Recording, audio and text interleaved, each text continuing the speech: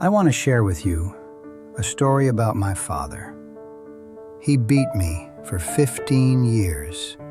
Fists, belt, whatever was close. And yesterday, standing at his grave, I did something I never thought I could do. I forgave him. I'm 64 years old. My father died 3 weeks ago. Heart attack. Quick. And when my sister called to tell me, my first thought wasn't sadness, it was relief. Relief that he was finally gone. And then, immediately after, guilt. Crushing guilt for feeling that relief. Yesterday was the funeral. I hadn't seen him in 22 years, and what happened there changed everything I thought I knew about anger, about forgiveness, about what it means to let go. If you grew up with a parent who hurt you, you know this feeling. The anger that never quite goes away. The dreams where you're still a kid and they're still coming at you. The way your body tenses up when someone raises their voice. And if you're sitting there thinking, I'll never forgive them, I understand. Because that's what I said for 42 years. I will never forgive that man. Until yesterday, when I finally understood what forgiveness actually means. I grew up in Detroit, working-class neighborhood. My dad worked at the Ford plant, swing shifts, came home tired, angry, looking for a target. I was the oldest. 3 kids total. Me, my sister Sarah, my brother Tommy, and for reasons I still don't fully understand, Dad focused most of his rage on me. It started when I was 7. I spilled juice at breakfast. He backhanded me so hard I fell off my chair. Mom just looked away, kept eating her toast. That became the pattern.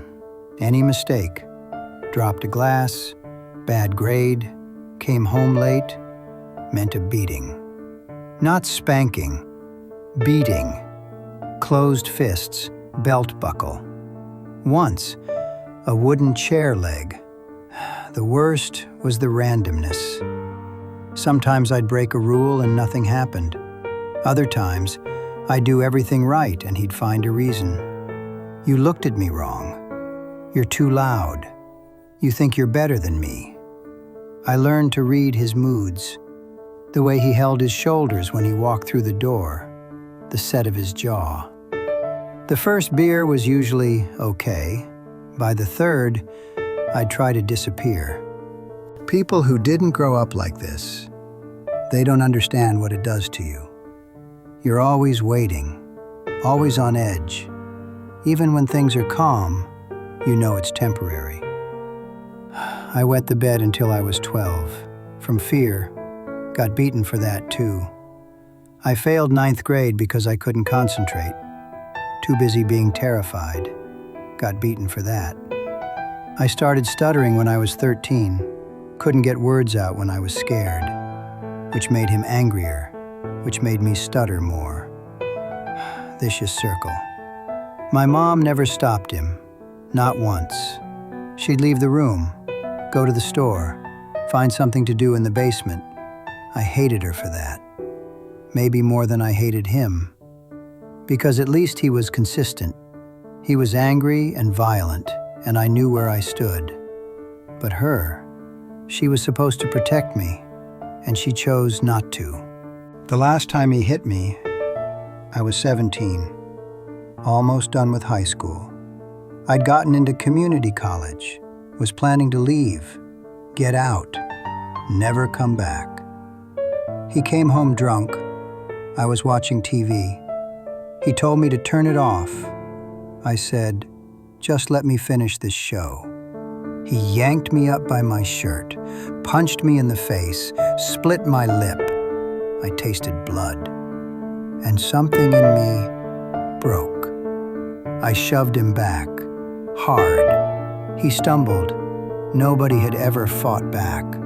I said, "You're never touching me again." He lunged at me, but I was 17. He was 42, drunk, out of shape. I grabbed his wrist, twisted it, pushed him down onto the couch. I leaned in close and said, "Next time you try, I'll put you in the hospital. I promise you that."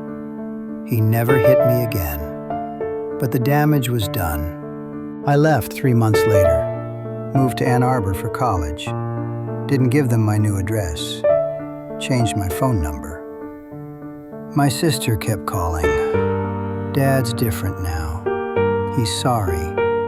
He wants to talk." I didn't believe it, and I didn't care.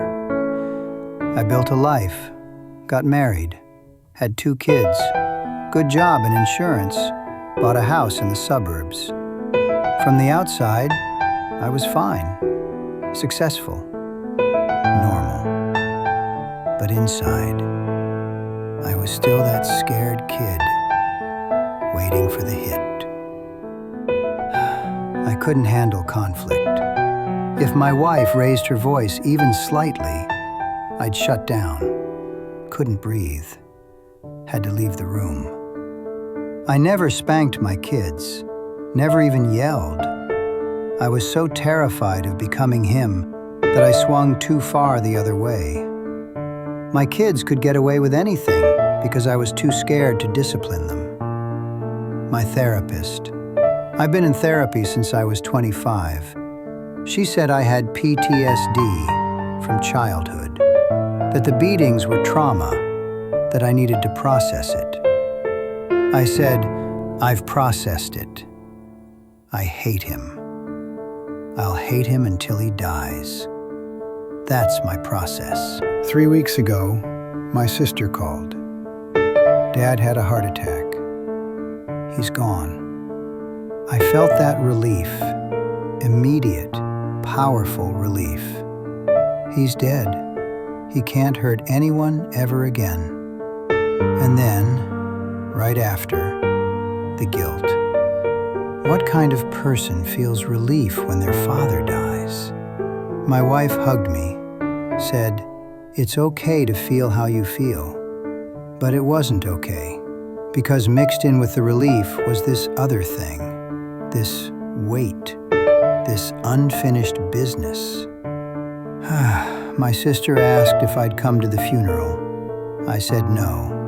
She cried, begged me, "Please, he's still your father. Just come say goodbye." I didn't want to, but my wife said, "Maybe you need to. Not for him, for you." I drove to Detroit yesterday, first time in 22 years. The church was small, maybe 40 people.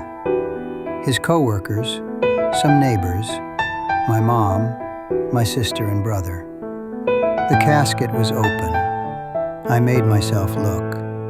He looked old, small, nothing like the giant who used to terrify me. Just a dead old man in a cheap suit. During the service, people spoke, said he was a hard worker, good at his job, helped a buddy with car repairs once. Nobody mentioned what he did to his family. Nobody said he beat his son. My sister went up to speak, talked about how he mellowed in his last years, how he stopped drinking, how he told her, more than once, that he regretted the way he raised us. Regretted. Not was sorry, not apologized. Regretted. After the service, my mom came up to me. She looked so old, so frail. She said, "Your father wasn't an evil man. He was a hurt man who hurt people. His father beat him too, you know." I didn't know. He never talked about his childhood. She said, "That doesn't excuse it, but maybe it explains it." At the graveside, after they lowered the casket, I stood there alone. Everyone else had left. And I started thinking about my own kids. My daughter is 28 now. My son is 25. good kids, happy, successful. And I realized they don't know what I went through. They don't know why their dad is the way he is. They just know I love them because I broke the cycle. My father beat me. His father beat him. Probably his father before that. Going back generations. A chain of violence and pain. And I ended it. Not by forgiving him, not by understanding him, but by choosing to be different. That's when it hit me. I don't need to forgive him for his sake. He's dead. It doesn't matter to him anymore. But maybe I need to forgive him for my sake, so I can stop carrying this weight, so I can finally let go. Here's what I learned yesterday. Forgiveness isn't about saying what they did was okay. It's not about forgetting. It's not about reconciliation. Forgiveness. For 42 years, my father's ghost lived in my head, in my nightmares, in my fear of conflict, in my inability to trust. He was dead for 3 weeks, but he'd been controlling me for 42 years. Yesterday, I chose to evict him. I stood at that grave and said out loud, "You don't get to live in my head anymore. What you did was wrong. It damaged me, but I'm not carrying you anymore. I'm done." I didn't forgive him because he deserved it. I forgave him because I deserve peace. I'm 64 years old. 42 years I was defined by what my father did to me. And yesterday I decided to be defined by what I did after. And you know what? Sharing this with you today, saying it out loud, it's given me something I didn't expect. Closure. For decades I thought anger protected me, that if I let it go, I'd be vulnerable again. But anger was just another prison. Telling you this story, admitting how scared I was, how I'm still wounded, that's what finally set me free. If you grew up with a parent who hurt you, I want you to know you don't owe them forgiveness. Not if you're not ready. Maybe never. But you owe yourself freedom. Freedom from the nightmares. Freedom from the fear. Freedom from letting them control you even after they're gone. Forgiveness isn't for them, it's for you. This channel shares stories about people learning hard lessons. Subscribe if you're still learning yours. Comment if you've struggled with forgiveness. Share this with someone who needs to hear it. I'm done carrying my father. Maybe it's time to put yours down too.